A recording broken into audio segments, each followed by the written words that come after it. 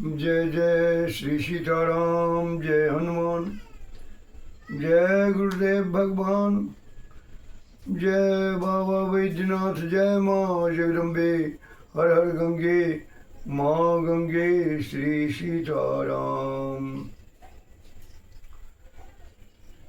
आगच्छ वायुशुनो त्वं मया रामायणी कथा प्रारभ्यते भव श्रोता गृहान आसनम् उत्तमम् कल्याणानां विधानं कलिमलमथनं पावनं पावनानां पाथेयं यन मुमुक्षोः सपदि परपद प्राप्तये प्रस्थितस्य विश्रामस्थानम् एकं कविवरवचसां जीवनं सज्जनानां बीजं धर्मद्रुमस्य प्रभवतु भवतां भूतये राम नाम मंदाकिनी पयः पुरा सिक्तपाद पयोरुहे राघवाय नमस्तस्मै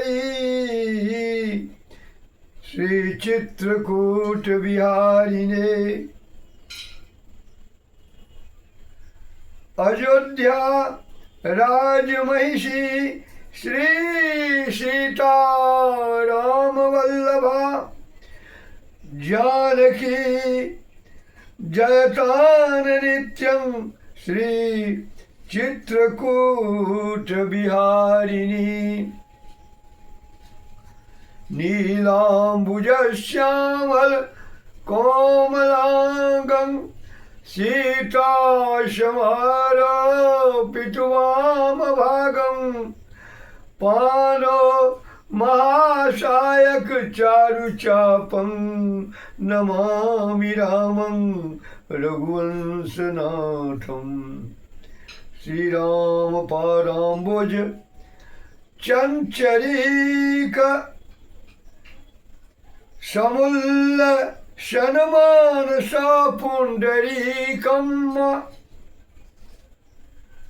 श्री राम गाथा रसिकं रसज्ञं वन्दामहे वानरवानरेन्द्रम् श्री राम गाथा रसिकं रसज्ञं वन्दामहे वानरवानरेन्द्रम् श्री सीतानाथ समारंभां श्री रामानन्दार्य मध्यमाम् अस्मदाचार्य पर्यन्तां वन्दे श्री गुरु परम्पराम् तुलसी तुलसी पीठं सीताराम च लक्ष्मणं मंदाकिनीं चित्रकूटं कामरं मारुतिं अस्तुवे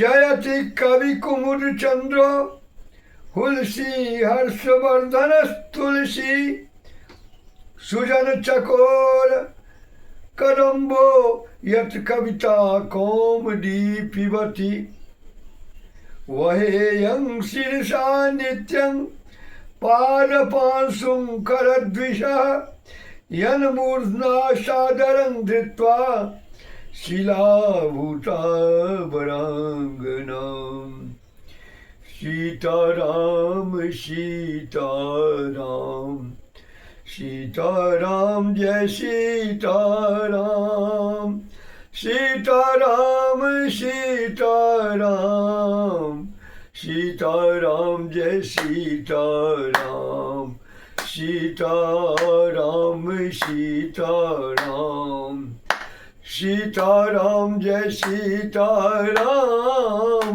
सीताराम सीताराम, सीताराम जय सीताराम।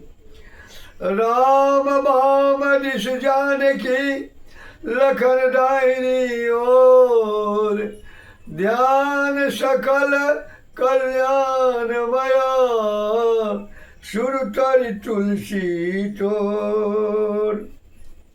श्यावर रामचंद्र भगवान की जय, श्री चित्रकूट बिहारी बिहारिणी जू की जय। चित्रकूट कामद मंदाकिनी मैया की जय, सरजुग जी महारानी की जय। जय जय श्री सीताराम।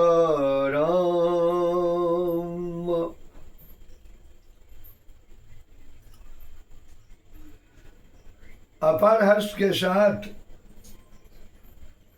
समस्त भावुक श्रोताओं को प्रेम से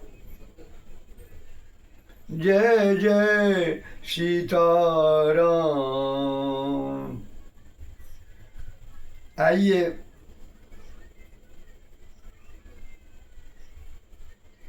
इस सुंदर क्षण में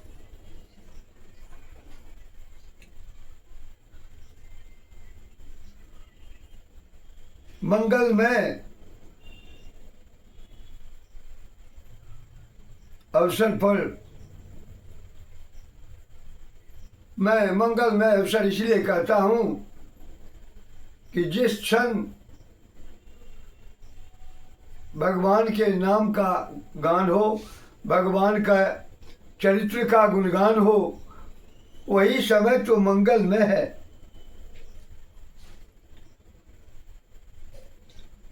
इस मंगलमय अवसर पर हम आप सभी श्री राम भक्तों, बहनों, माताओं तथा समस्त अपने समस्त भारतवासियों का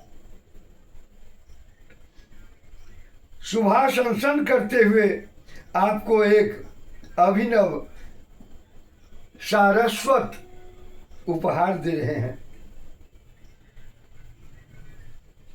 और यह उपहार होगा परिपूर्णतम परात्पर पर ब्रह्म मर्यादा पुरुषोत्तम भगवान सीताभिराम श्री राम के पतित पावनत्व गुण के रसबोध का। देखिए,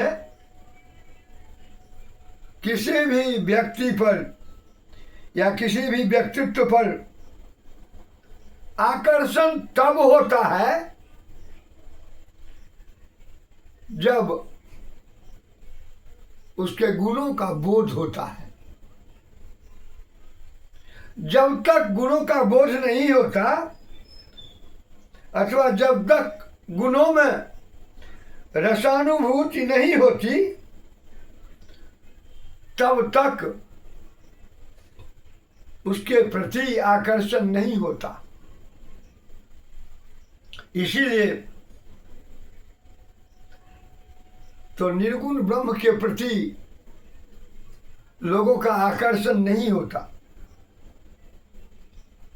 निर्गुण ब्रह्म और सगुण ब्रह्म, इसका अंतर इतना ही है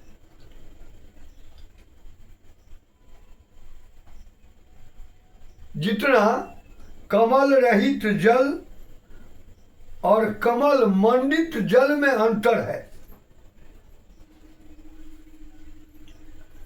दिव्य दिव्य कमलों से मंडित और भ्रमरों के मधुर गुंजार से अनुगुंजित परम पावन जलज जीवित जल का सौंदर्य कितना अच्छा लगता है। निर्गुण ब्रह्म बिना कमल के तालाब के समान है। यूं कह लें कि निर्गुण ब्रह्म एक सागर हो सकता है, पर उस सागर के पानी से क्या लेना देना। जिसके किनारे पर रहता हुआ व्यक्ति भी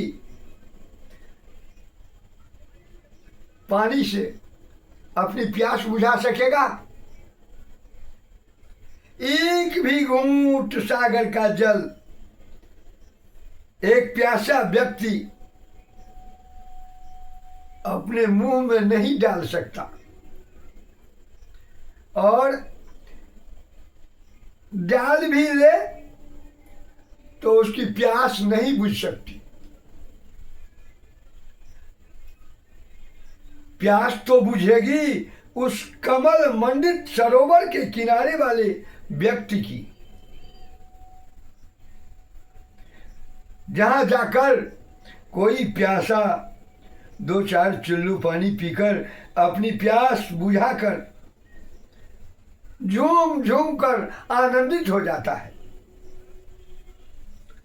तो निर्गुण ब्रह्म खारे जल से भी, निर्गुण ब्रह्म खारे जल से भरे हुए सागर की भांति है, और सगुण ब्रह्म मंजुल मंजुल, दिव्य दिव्य, भव्य भव्य, नव्य नव्य, मृदुल मृदुल, अरुण अरुण, तरुण तरुण, राजीव मंडित प्यारे प्यारे सरोवर की भांति।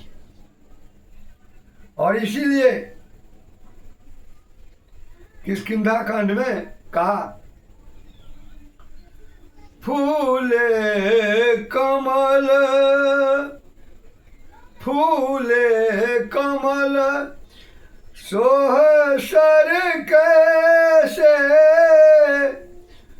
निर्गुण ब्रह्म सगुण भय जैसे, फूले कमल सोह सर कैसे, निर्गुण ब्रह्म, निर्गुण ब्रह्म सगुण भय जैसे। गोस्वामी जी कहते हैं कि कमलों के विकसित होने पर सर उसी प्रकार सुंदर लग रहा है जैसे निर्गुण ब्रह्म सगुण होने पर लगता है। यहां मैं आप लोगों को एक बात स्पष्ट कर दूं, इस प्रकरण में 2 बार सर शब्द का प्रयोग हुआ है। इसके पहले वाले दोहे में कहा गया है, सरिता सर निर्मल जल सोहा, शांत हृदय जस गत मद मोहा। अर्थात सरिता और सर माने तालाबों में निर्मल जल सुंदर लग रहा है। तो पहले चौपाई में प्रयुक्त जो सर शब्द है उसका अर्थ हो गया तालाब, और फिर आगे के दोहे में उसी का वर्णन करते हुए लिखते हैं कि फूले कमल सोह सर कैसे, निर्गुण ब्रह्म सगुण भय जैसे। इस प्रकार यहाँ पुनरुक्ति के दोष हो जाएंगे, अथवा एक ही वस्तु का दो बार करने से साहित्य की दृष्टि से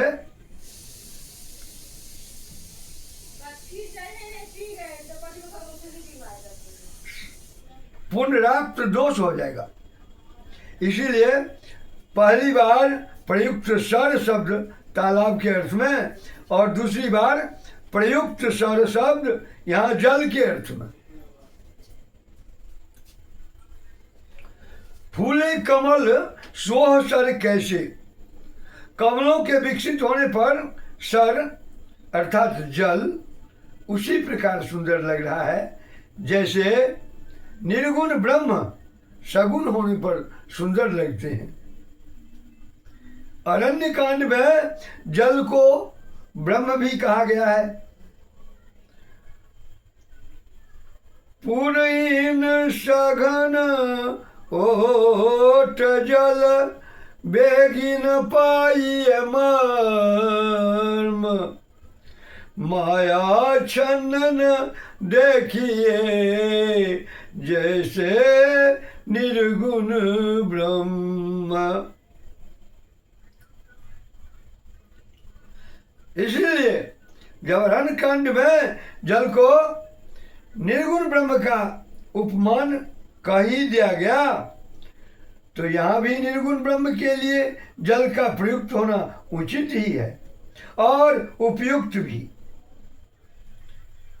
गोस्वामी जी कहते हैं कि वास्तव में कमल से ही जल की शोभा होती है। कदाचित कमल न हो तो जल सुंदर नहीं लगेगा, क्योंकि कमल शब्द का अर्थ ही होता है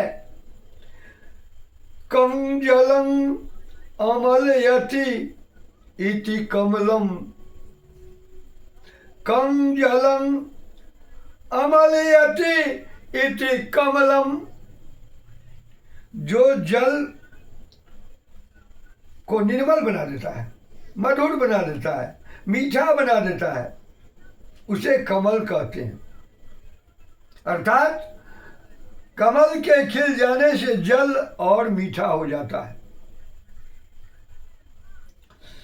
पयसा कमलं कमलेन पयः, पयसा कमलं कमलेन पयः, पयसा कमलेन विभाति शरः। जैसे कमल के खिलने पर जल मधुर होता है, उसी प्रकार तो ब्रह्म के गुणों के प्रकट होने पर ब्रह्म और मधुर हो जाते हैं।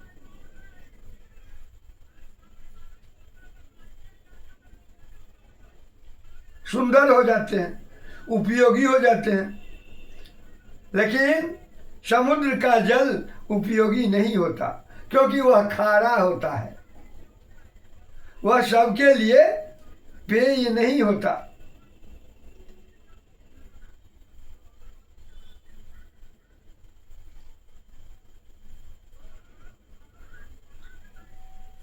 खास मगरमच्छ इत्यादि ही उसका आनंद ले सकते हैं, जो हमारे लिए उपयोगी नहीं है। परंतु तालाब के जल का क्या कहना, वो तो सबके लिए उपयोगी होता है। इसीलिए भट्टी काव्यम में मिथिला का वर्णन करते हुए भट्टी ने कहा, न तज्जलं यन्न सुचारु पंकजम, न पंकजं तद्यदलीन खटपरम, न खटपरसो न जुगंजया कलम, न गुंजितं तन्न जहारा यन्मनः। अर्थात न तज्जलं यत्र यन्न सुचारु पंकजम, वह जल नहीं है जहां सुंदर कमल न हो, और वह कमल नहीं है जिस पर भंवरे मंडराते न हो, और वह भंवरा नहीं है जो मधुर गुंजार न करता हो।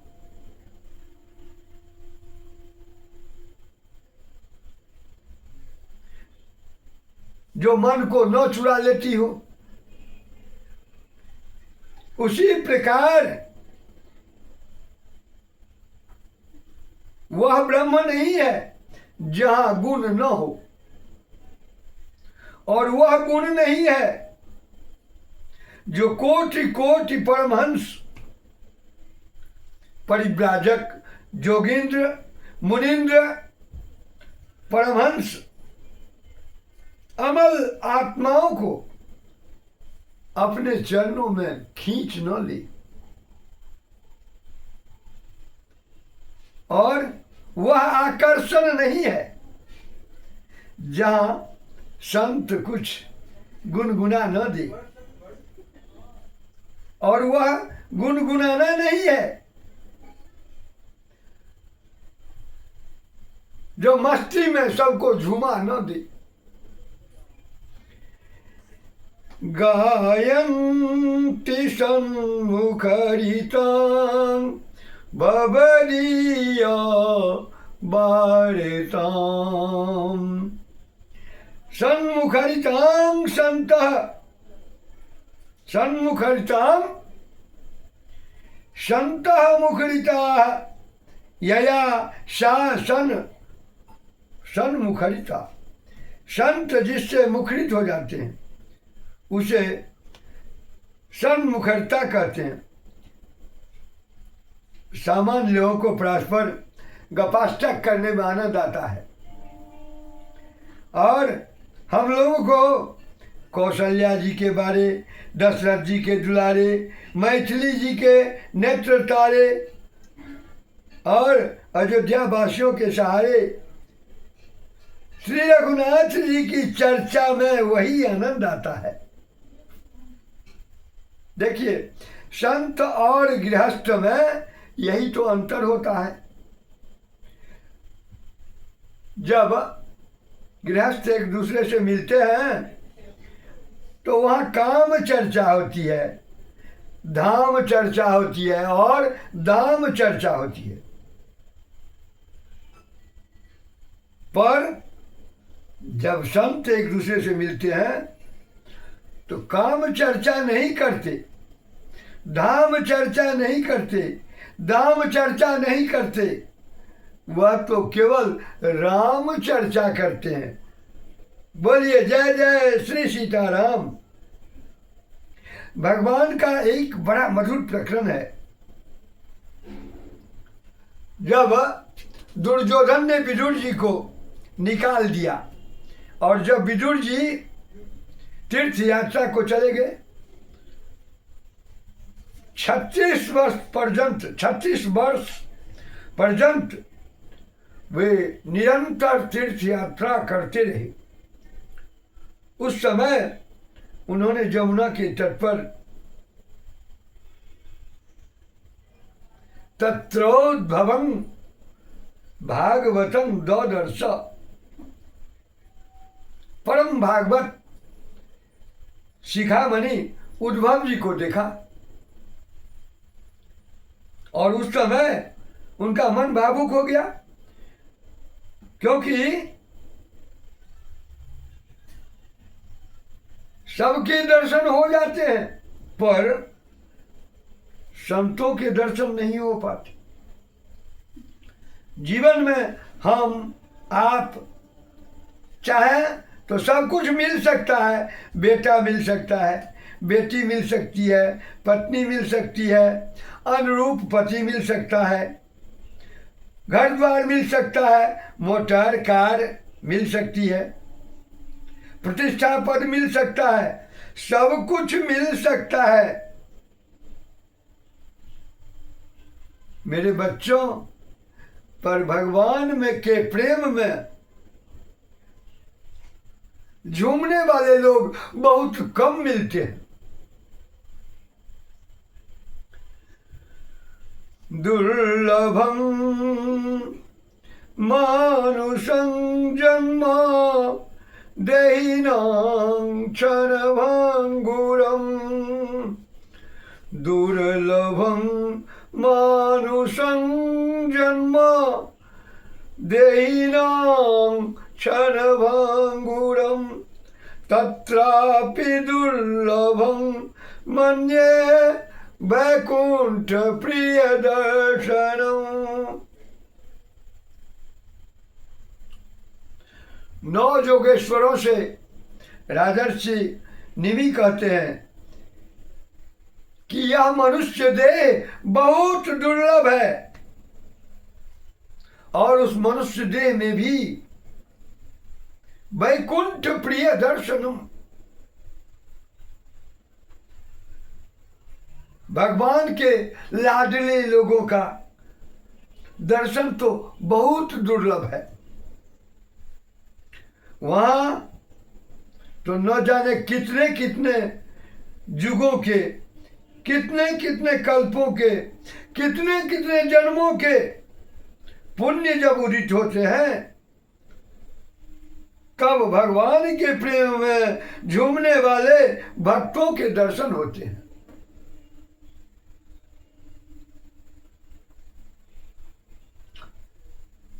एक बार श्रीमद् आद्य रामानंदाचार्य जी के यहाँ एक सेठ आया और उसने कहा कि बाबा 10,000 लोगों के भंडारे का मेरा संकल्प और कल मुझे 10,000 लोगों को जिमाना है। तब श्री रामानंदाचार्य जी ने कहा कि ऐसा करो कि एक वैष्णव को जिमा दो, क्योंकि एक वैष्णव का भोजन बराबर 10,000 लोगों के हो जाएंगे। तो सेठ ही न था, उसने कहा कि बाबा तो 10,000 वैष्णवों को जिमा दीजिए, क्योंकि मैं 10,000 का लक्ष्य लेकर चला हूं। तब रामानंदाचार्य जी ने कहा कि अच्छा ऐसा करो कि एक विरक्त वैष्णव को भोजन करवा दो। एक विरक्त वैष्णव का भोजन बराबर 10,000 वैष्णवों के। शेठ ने कहा तो 10,000 विरक्त वैष्णवों को भोजन करवा दीजिए। तब उन्होंने कहा कि ऐसा करो, एक भगवान के प्रेम में मत वाले वैष्णव को भोजन करवा दो। एक अनुरक्त वैष्णव का भोजन बराबर 10,000 विरक्त वैष्णवों के। तब सेठ ने कहा ऐसा है कि तब तो आप 10,000 भगवत प्रेमियों को भोजन करवा दीजिए।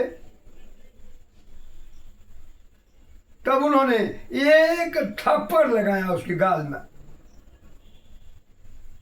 और कहा कि धूमकेतु 10,000 भगवत प्रेमी मिलेंगे ही नहीं तो फिर कराऊंगा ही कहां से। तो प्यारे, सब कुछ मिल सकता है पर भगवत प्रेमी नहीं मिला करते। पर जो भगवान के प्रेम में रोना जानते हैं, जो भगवान के प्रेम में झूमना जानते हैं, जो भगवान की स्मृति में जिनकी वाणी गदगद हो जाती है, गद गद कंठ बहा बहनिया,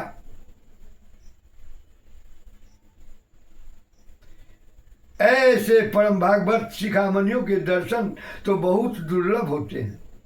अनेक अनेक जन्मों के जब पुण्य इकट्ठे होते हैं तब ऐसे संत मिलते हैं।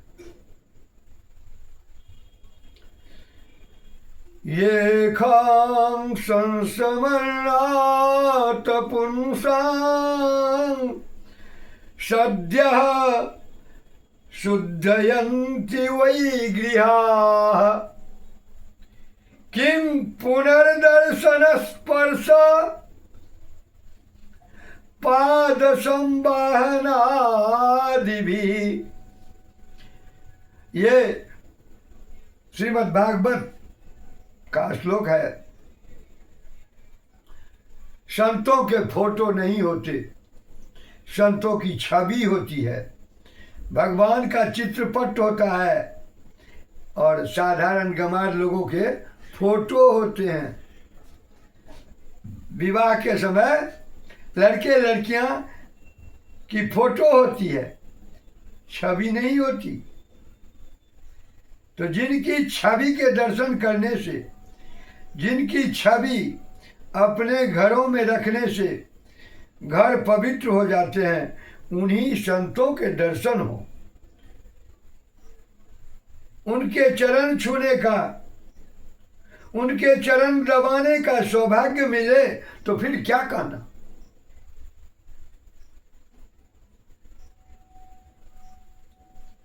सबसे दुर्लभ है भगवान के प्यारे महापुरुषों के दर्शन। वैकुंठ प्रिय दर्शनम। एक बात बताऊं, दो में एक होगा। जो स्वाद का दीवाना होता है उसे प्रसाद नहीं मिलता, और जो प्रसाद का दीवाना होता है उसे भौतिक स्वाद नहीं, उसे तो वो अनिर्वचनीय स्वाद मिलता है। जिस स्वाद को साधारण हाड़ मांस से बनी जीभ नहीं अनुभव करती, उसे दिव्य जीभ अनुभव करती है। प्रसाद स्वाद का विरोधी है। यदि प्रसाद चाहिए तो स्वाद छोड़ना होगा, और यदि स्वाद चाहिए तो प्रसाद छोड़ना होगा। क्योंकि एक म्यान में दो तलवारें नहीं रहती। उसी प्रकार एक जीव को दोनों वस्तुएं नहीं मिलती। लक्ष्य बनाइए प्रसाद का, निश्चित स्वाद मिलेगा, और ऐसा स्वाद मिलेगा जिससे संसार का स्वाद निश्चित समाप्त हो जाएगा। देखिए, क्या ऐसी कोई वस्तु है जहाँ खट्टा मीठा सब भूल जाता है? हाँ है। गीता जी में इसका वर्णन किया है, और रामायण जी में भी इसका समर्थन किया गया है। गीता जी के दूसरे अध्याय के 59वें श्लोक को जब आप पढ़ोगे तो देखोगे कि वहाँ कहा गया है कि जब व्यक्ति आहार छोड़ देता है तो विषय तो निवृत्त हो जाते हैं, शब्द नहीं सुनाई पड़ता, स्पर्श नहीं होता, संसार का रस नहीं अनुभूत हो पाता, रूप और गंध का ज्ञान नहीं रहता, सब समाप्त हो जाता है। परंतु रस नहीं समाप्त होता है, अर्थात विषयों का राग नहीं समाप्त होता है। भोजन न मिलने से विषय समाप्त हो जाता है, पर विषयों में जो राग बना है वह समाप्त नहीं होता है। जब सुंदर सुंदर खिचड़ी में छौंक लगता है तब तो मन ही मचल जाता है कि छौंकी हुई खिचड़ी खा लें, आनंद हो जाए। जब किसी ने दही बाड़ा बनाया और उसमें जीरे का तड़का दिया तो अपने आप मुंह में पानी आने लगता है। अर्थात भोजन करने से विषय तो निवृत्त हो जाते हैं, पर विषयों का राग नहीं निवृत्त होता।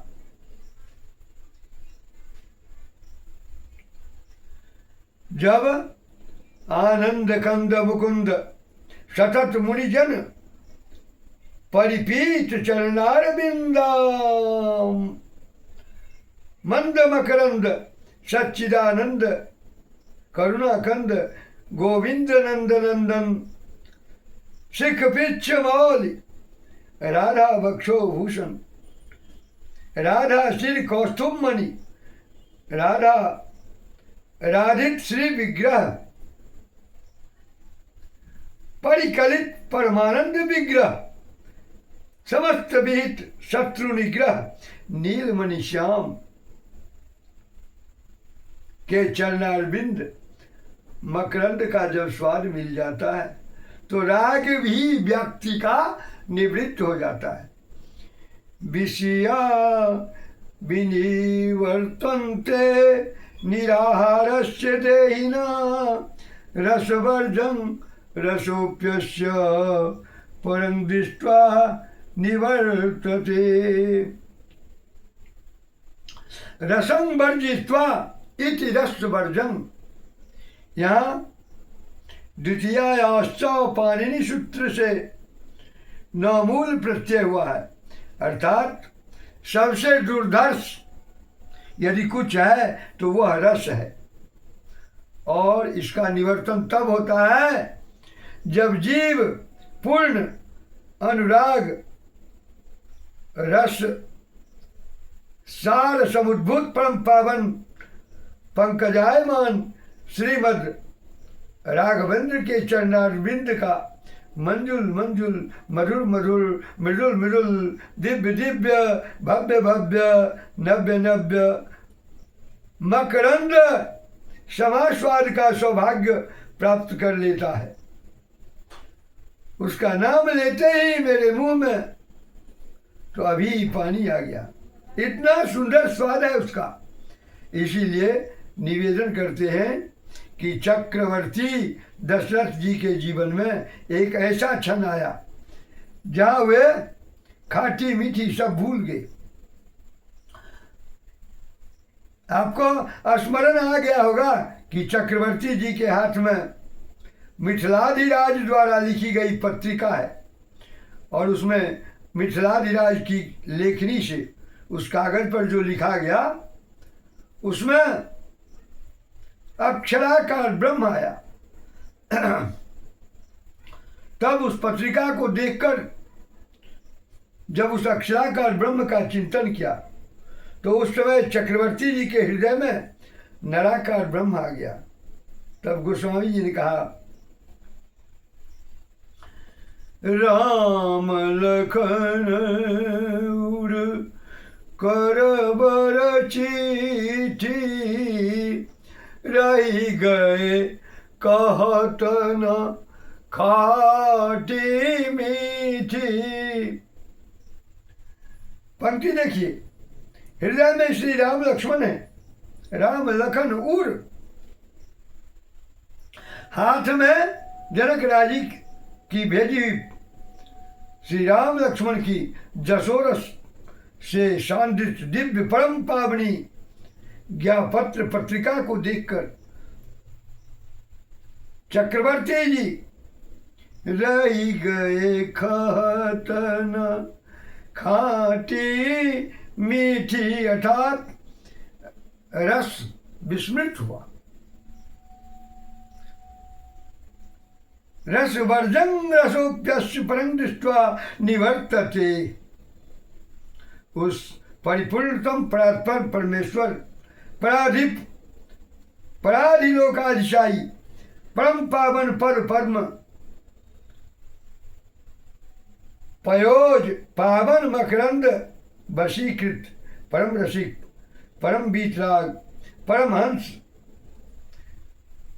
परिव्राजकाचार्यत्व समन्वित परमात्मा की उस परम रमणीय झांकी का चिंतन करते करते महाराज उस रस को भी भूल गए। जिसके लिए गीतकार ने कहा रस वर्जम।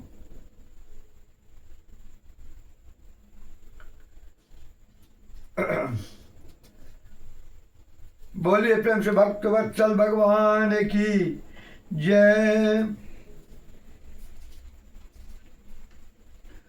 आज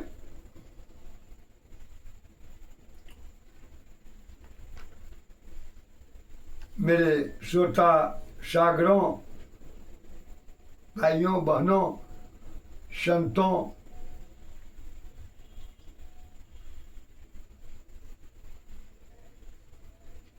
आगे विषय की चर्चा होगी। तो विषय की चर्चा तब होती है जब आप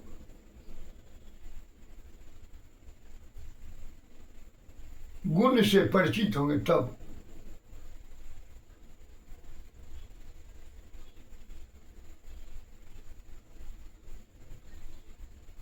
गुण और अवगुण को जब तक जानिएगा नहीं तब तक आपकी भावना सुदृढ़ नहीं होगी। इसीलिए आज मैं इतना ही कह के अपने वाणी को विराम देता हूँ। जय सीताराम सीताराम सीताराम सीताराम सीताराम सीताराम सीताराम सीताराम सीताराम सीताराम सीताराम सीताराम सीताराम सीताराम